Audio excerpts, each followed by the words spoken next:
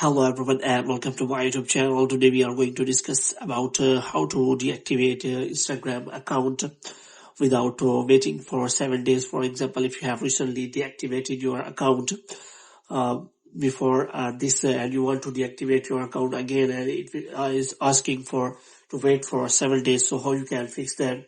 Before this you have to make sure that you have uh, connected to a proper Wi-Fi internet connection. After that, you have to simply open the Instagram app, and after opening the Instagram app, you have to simply click on profile.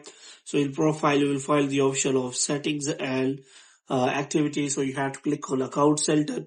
So in the account center, you will find the option of personal details. So in personal, there you will find the account ownership and control, and you have to select deactivation.